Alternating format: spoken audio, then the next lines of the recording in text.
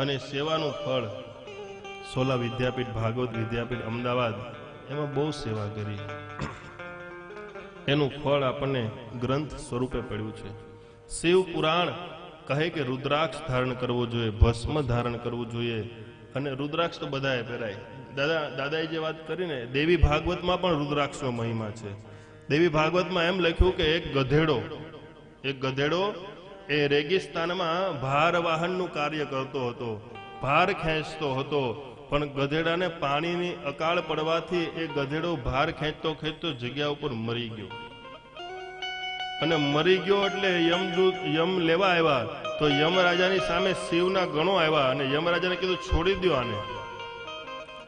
આને અમે શિવલોકમાં લઈ જાઉં. તો કે આ તો ગધેડો છે, એને તો હજી યાતનાઓ ઘણી બધી ભોગવવાની બાકી છે. ત્યારે કીધું કે નહીં, આ હવે ગધેડો નથી, આ હવે શિવલોકમાં જાય. કેમ?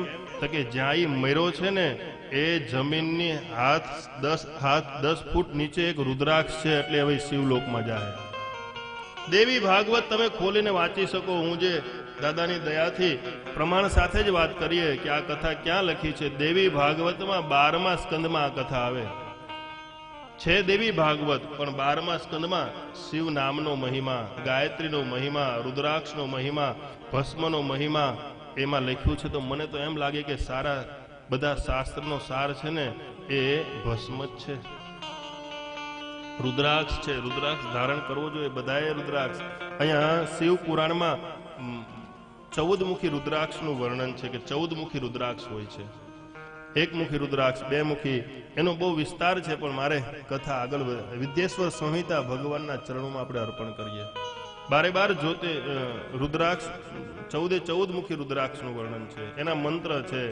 અને જેને રુદ્રાક્ષની માળા પહેરી હોય ને એના ઉપર ગણપતિની કૃપા થાય. તમે ગણપતિના ઉપાસક હો, તમે માતાજીને માનતા હો, કે તમે વિષ્ણુ ભગવાનને માનતા હો, કે તમે સૂર્યને માનતા હો, પણ જો એને માનવા હોય ને તો તમારે રુદ્રાક્ષ તો પહેરવો જ પડે. આ ગેટ પાસ છે, આ આઈડેન્ટિટી છે તમારી. ગણપતિને પૂજવા એવું નહીં કે શિવને પૂજો એટલે જ રુદ્રાક્ષ પહેરો, નહીં. ગણેશની સ્થાપના કરો, ભાદરવામાં ગણેશ બેહારો, તો રુદ્રાક્ષ પહેરીને જોની પૂજા કરો ને તો ગણપતિ રાજી થાય કે આ રુદ્રાક્ષ પહેરીને બેઠો છે. રુદ્રાક્ષ એટલે શું? તો એ શંકર ભગવાન સમાધિ લગાવે, રામ નામની સમાધિ લાગે, 88,000 વર્ષની લાંબી સમાધિ લાગે, કલ્પની સમાધિ લાગે. અને સમાધિ જ્યારે ભગવાનની પૂરી થાય અને ભગવાન આંખ ખોલે અને ભગવાનને આનંદ આવે કે આ હા બહુ મોટી સમાધિમાંથી મારું અનુષ્ઠાન પૂરું થયું. અને જે પ્રસન્નતા થઈ અને પ્રસન્નતામાંથી આંખમાંથી જે હર્ષના આંસુ નીકળે, એ આંસુ જ્યારે જમીન ઉપર પડ્યા ને એ રુદ્રાક્ષ છે. ભગવાનનું પ્રસન્નતાનું પ્રતીક છે રુદ્રાક્ષ. રુદ્રની આંખ છે. અનુષ્ઠાન ભગવાને પૂરું કર્યું ને ભગવાનને આનંદ આવ્યો, અને આનંદ એ રુદ્રાક્ષ છે. બધા જ ધારણ કરી શકે. આ કામ જેને વિદ્યા પ્રાપ્ત કરવી હોય એને 3 મુખી રુદ્રાક્ષ ધારણ કરવું પડે. 3 મુખી રુદ્રાક્ષ એ સરસ્વતીનું સ્વરૂપ છે. એ પણ હું તમને કહી દઉં કે 1 મુખી રુદ્રાક્ષ એ શિવનું સ્વરૂપ છે.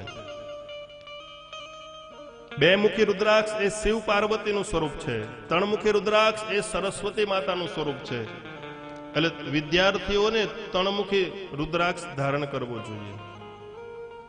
4 મુખી રુદ્રાક્ષ એ બ્રહ્માનું સ્વરૂપ છે. 5 મુખી રુદ્રાક્ષ એ ભગવાન કાલાગ્નિ રુદ્રનું એમાં પ્રતીક છે.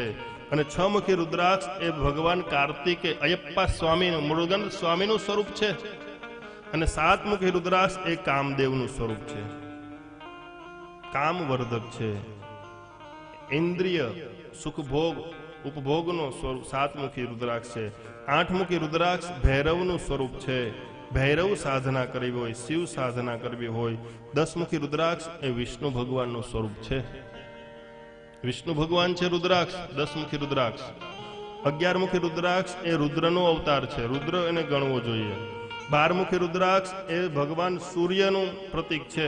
ભગવાન સૂર્ય પ્રસન્ન રહે, સૂર્ય પ્રસન્ન રહે એટલે આપણામાં કોઈ પણ પ્રકારનો રોગ આવે, આરોગ્યમ ભાસ્કરાદ ઈચ્છેત,